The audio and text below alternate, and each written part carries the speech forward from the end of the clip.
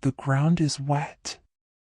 The torch in your hand cuts a narrow white path through the dark and the rain, and at the end of that path, behind the third headstone from the left, something is crouched. You can see the shape of it. Hair, soaked flat against what might be a head. Fabric, dark with water, hanging in folds around a figure that is folded into itself, knees drawn up, shoulders curved inward, rocking. Just slightly. Just enough that you know it is not a bush, not a carrier bag caught on stone, not the kind of thing that the rain and the dark in your own tired mind can manufacture from nothing. You can hear it. Beneath the rain and beneath the wind moving across the moor and beneath the sound of your own breath going too fast and too shallow, you can hear it crying. And you are standing close enough now that when you lift the torch a little, just to see, just to be sure, just to confirm that whoever this is needs help, you feel it. Warmth. Against the back of your neck. A presence, close enough to breathe on you. Close enough that you know, without turning, without any doubt at all, that whatever is crouched behind that headstone in front of you is not what is standing directly behind you. Megan Ashworth had lived through enough cold mornings on the North Yorkshire moors to understand that the landscape did not care about you. The moor did not notice you. The stone walls running up the hillsides had been built before anyone now living was born, and they would stand after everyone now living was gone, and that was not a frightening thought, it was simply true. Megan had always found a kind of peace in that. She was 28. She had grown up in Scarborough, 40 minutes east, and she had married Donald at 25 and followed him to the property outside the village of Gothland when his grandmother left it to him in the spring of the previous year. A stone farmhouse. 2 bedrooms upstairs. A kitchen with a low ceiling and a range cooker that took patience to operate. An outbuilding that had once housed sheep and now housed Megan's chest freezer, 3 crates of Donald's tools, and a camping chair neither of them could remember buying. And at the back of the property, beyond the dry stone wall that marked their boundary, the churchyard. Not the village church, that was a mile away down the lane. This was an older arrangement. A dozen headstones in a rough rectangle, enclosed by iron railings gone dark with rust, accessed through a gate that had long since lost its latch. Some of the stones went back to the 1700s. Most were tilted at angles that suggested the earth beneath them had shifted and resettled across the span of a century or more. Megan had not minded it. She had stood at the kitchen window the first morning and looked at it and thought, that is a piece of history, and history does not hurt people. She loved the way the light came through the upstairs window in the morning and fell across the floorboards in long pale strips. She loved the sound of Rowan's feet on the flagstones downstairs when her daughter woke early and made her exploratory circuits of the ground floor before deciding to shout for breakfast. Rowan was 2.5 and had recently discovered that volume was something she could control, which she exercised with enthusiasm. When Donald was there, the house was full of noise and coffee and the particular warmth of someone you love moving around in the next room. When he was away, and with the civil engineering contract he had taken in Leeds, he was away more than either of them had planned for, the house settled into its own rhythms. The groan of the old radiators. The creak of the staircase at the 4th step from the top. The way the wind found the gap at the bottom of the back door and sent a cold thread of air across the kitchen floor. Megan knew all of it. She was not frightened of any of it. There was one headstone, though.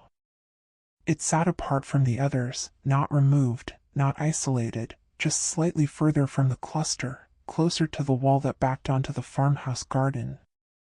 It was not the oldest. It was not the newest. There was nothing about it that should have made it distinct. But from the kitchen window, from the upstairs landing, from the back garden when she hung washing on the line, Megan's eyes went to it without any decision on her part. automatically, reliably, as though something had placed a small insistent hand on the back of her head and turned her to face it. The inscription was partially legible from a distance. A name at the top. She had made it out once, standing on the wall for a better angle, and then forgotten it almost immediately, which bothered her in a way she could not explain. A date of birth. And below that, where the date of passing should have been, the stone had been worked on by weather and lichen in time until it was no longer readable. She had a thought, once, that she should go over and look properly. She never did. Something always stopped her. And she told herself that was simply because she had better things to do, and that was probably true, and for a long time she left it at that. The first thing happened on a Tuesday in October. Donald had gone to Leeds on the Sunday evening. The forecast had said rain from Wednesday onward, and Megan had spent Monday getting ahead of it, feeding the 2 ewes they had taken on from a neighbor, making sure the outbuilding door latched properly, pulling the garden furniture under the lean-to at the side of the house. She went to bed that night feeling capable and unremarkable and exactly like herself. The rain came a day early. By Tuesday afternoon the sky had come down low over the moor and the light had gone peculiar, that thick yellowish-gray particular to the North York moors in autumn, a color that made the stone walls look darker than they were and the fields look as though they were receding. By 6 o'clock it was fully dark and the rain was coming in from the northeast in long diagonal sheets. Rowan was in bed. The range cooker was on. Megan was sitting at the kitchen table with a cup of tea going cold beside her and her phone propped against the salt cellar, watching something she had already seen twice before because it required nothing from her. She became aware of it gradually. Not a sound. Not a movement. Just the quality of the air in the kitchen changing, the way it changes when someone opens a window in another room, a shift in pressure, very slight, as though the space had admitted something it had not contained a moment before. She looked up from her phone. The kitchen was empty. She looked at the window above the sink. Closed. She looked at the door to the hall. Closed. She looked at the back door. Closed, and the bolt across it. And then, against the right side of her neck, not a sound, not a touch, just warmth. The specific warmth of breath. Megan stood up from the table so quickly that the tea went over. She was across the kitchen in 2 steps, back against the counter, facing the room. There was nothing there. The overhead light was on. Every corner was visible. The room was absolutely, completely empty. She stood there for a long moment. Then she cleaned up the tea and told herself the range cooker was venting somewhere it should not have been. She sent Donald a voice note that said nothing in particular and went to bed with the hall light on. She did not sleep easily. 3 times in the night she woke convinced that someone had just moved in the room. Each time she switched the bedside lamp on. Each time the room was empty and Rowan was sound asleep in the travel cot in the corner, her breathing slow and even, her face turned away. By morning Megan had constructed a reasonable account of it. Drafts. An overactive imagination sharpened by solitude and a television show she was only half watching. She was 30 miles from the nearest person she was genuinely close to. Of course the house felt inhabited in ways it should not. She called her sister in Scarborough and talked for an hour about nothing important and felt considerably better. She did not look toward the churchyard that morning. She noticed, later, that she had not. The second thing happened 4 days later. The rain had come and gone and come back.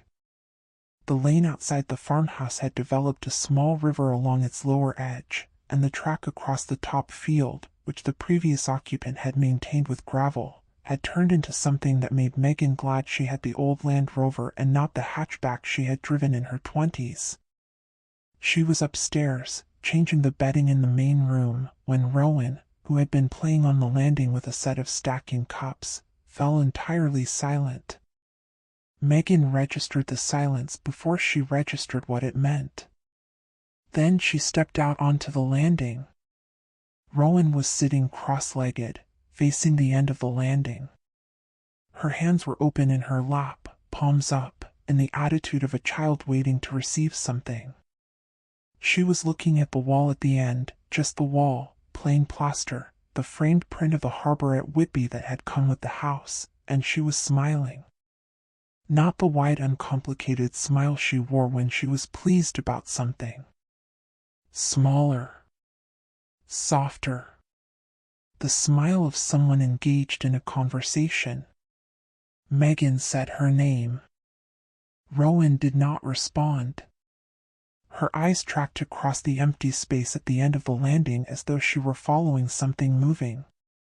Megan crossed the landing in 3 steps and scooped her daughter up. Rowan made a sound of protest and reached back over Megan's shoulder toward the empty wall, and in the moment before Megan turned away and carried her downstairs, she felt it again. That displacement of air. That presence. Right there. Right where Rowan had been looking. She did not tell Donald that night. She told him the lane was worse and that one of the ewes seemed off her feed and that Rowan had said something that was probably her first full sentence and that she was sleeping fine, yes, really, and that she missed him and she would see him Friday. She told herself this was because there was nothing concrete to tell. But that was not entirely true, and she knew it. What was true was that something had changed in the house since the night of the breath against her neck, and the change was not dramatic or theatrical, and it did not arrive with slammed doors or shapes at windows. It arrived instead in a series of small wrongnesses. A cup moved from one side of the draining board to the other between the time she put it there and the time she came back for it. A sound of footsteps in the outbuilding when she could see through the window that nothing was there. The ewes restless at hours when they had no reason to be, a low anxious sound from them in the dark that she could hear through the bedroom wall. And Rowan. Every day, Rowan. Reaching for nothing. Speaking to corners. Once, and this was the one that sat most heavily with Megan, apparently receiving something from the air in front of her and bringing it to her mouth, and then chewing. The rational explanation for any one of these things was available. For all of them together, across 2 weeks, the rational explanation required a level of effort that Megan was finding increasingly exhausting. On the Thursday before Donald was due back, she did something she had not intended to do. She put Rowan in the carrier, crossed the back garden in the thin pale morning light, stepped through the gap in the dry stone wall, and walked to the headstone. She stood in front of it for a moment. The inscription was clear up close. A name, Eleanor Ruth Marsh. A date of birth, the 16th of April, 1922. And below that, partially obscured by lichen that she cleared with the edge of her thumbnail, a date of passing, the 3rd of November, 1951. She stood there longer than she had intended to. Something about the date of death nagged at her. She could not immediately place why. Then she looked down. The soil at the base of the headstone had been disturbed. Not recently, the disturbance had rained on and compacted again, but it had been disturbed deliberately. She crouched. Pushed at the edge of the disrupted soil with one finger. Something was buried there, not deep, just below the surface, and she worked it free with a stick from the ground nearby. A figure. Made of coarse fabric, stitched into a rough approximation of a human shape. Wound around with dark thread. stuck through with pins in several places. Beside it, where it had been buried, a strip of paper folded many times and gone soft with damp, some kind of written thing, illegible now, the ink dissolved entirely. Megan sat back on her heels and looked at it for a long time. Rowan, on her back in the carrier, was very still and very quiet. She did not touch it again.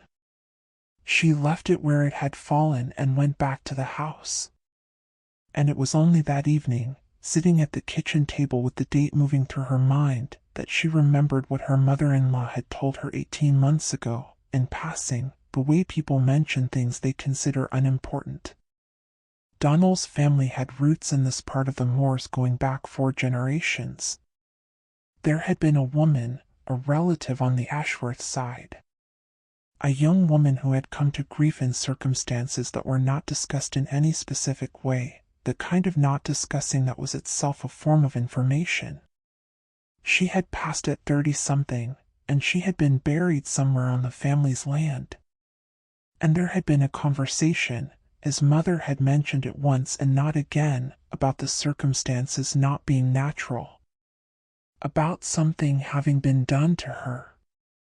About the old women in the family specifically counseling against lingering near the grave. 1951. Eleanor would have been 29.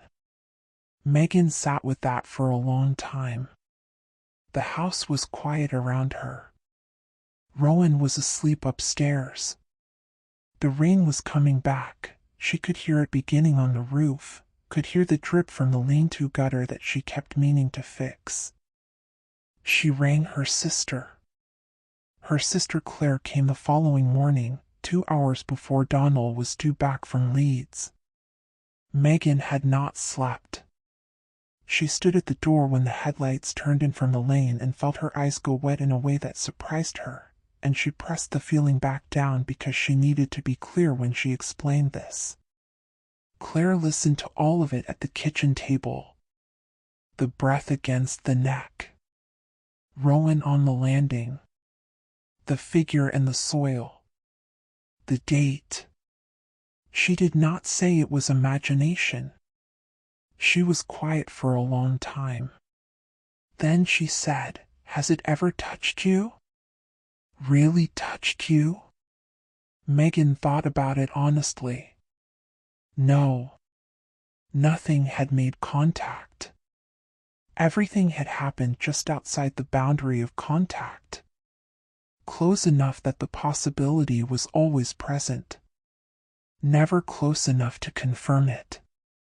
Claire said, "Then whatever it is still at the boundary. And you need to decide before Donald gets here whether you want to give it a reason to come closer."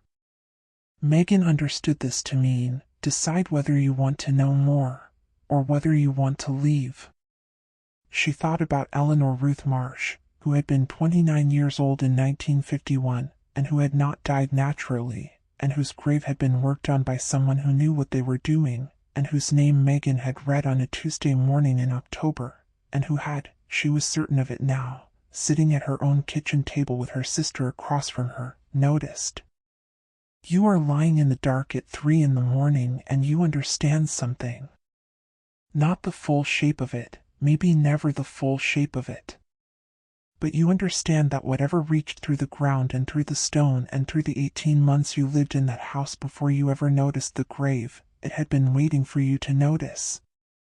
It had been patient in the way that only things without a body left to carry them can afford to be patient. You think about Eleanor. 29 years old. A death that the family would not discuss in specific terms. A grave that had been visited by someone who brought a figure full of pins and a strip of paper written over with intentions you will never be able to read. Someone was afraid of her even after she was gone. And you think, lying there, listening to the house breathe around you, that there might be a reason for that. That whatever Eleanor Marsh was in life, whatever she became in the ground, the person who buried those pins beside her was not the first person to understand that she did not stay where she was put. And you read her name. You read her date. You cleared the lichen with your own thumbnail and confirmed the year she left, and in doing so you answered the question she had been asking the surface of the world above her for 70 years. You were seen. The figure of cloth and pins is gone now. You went back the next afternoon, with Donald beside you and Claire holding Rowan at the gate, and there was nothing there. The soil was smooth, as though someone had come in the night and leveled it, carefully, with a hand. You left the house that weekend. It was Donald's decision, spoken quietly, without drama, after he found the small barefoot impressions in the mud below the kitchen window, impressions that began in the middle of the path and ended in the middle of the path, arriving from nowhere and going nowhere. You did not say goodbye to the house. You did not look back at the churchyard as you drove out of the lane. You moved into a terrace in Scarborough, 10 minutes from Clare, with a backyard that backed onto another backyard, and streetlights that stayed on all night, and neighbors close enough that you could hear their television through the shared wall, and you told yourself that was enough. That being surrounded by the living was a reasonable solution. For the most part, it has been. But some nights the rain comes in off the sea and hits the bedroom window at a particular angle, and in the sound of it, underneath it, or threaded through it, there is something that could be crying. Very faint. Very controlled. The sound of someone who has been doing this for a long time and has learned not to make a scene of it. You do not open the window on those nights. You pick up Rowan from her cot and bring her into the bed with you, and you hold her very close, and you wait for morning the way you learned to wait during those weeks on the moor, still and quiet, and careful not to let whatever is outside believe that you are standing near the door. There is something specific about the kind of horror in the story that I keep coming back to. It is not the figure in the soil. It is not the breath against the neck, or the footprints that came from nowhere. What stays with me is the gravity of it, the way a grave can exert a pull on a person that has nothing to do with superstition or suggestion or a mind worn down by isolation. The way attention, once given, seems to become a kind of contract. Saba never understood why her eyes kept going to that particular grave. Megan never chose to stand at Eleanor Marsh's headstone and clear the lichen with her thumb. But they did. And the thing in these stories, the thing that I cannot stop thinking about, is that it was not waiting for an invitation in any dramatic sense. It was not waiting for a seance or a ritual or a deliberate transgression. It was waiting for someone to look long enough to see a name. That is all it needed. Just to be seen by one living person who would carry that name out of the graveyard and into a warm house and think about it in the middle of the night. We carry the dead with us in ways we do not choose and cannot fully account for. History leaves residue. Some graves hold more of it than others, and the people who knew this, the grandmothers who said do not read the dates too carefully, do not spend too long looking, they were not superstitious. They were careful. There is a difference. I think about that sometimes, when I am somewhere quiet and my eyes settle on something they were not directed toward. I try, these days, to look away before I have read the whole thing.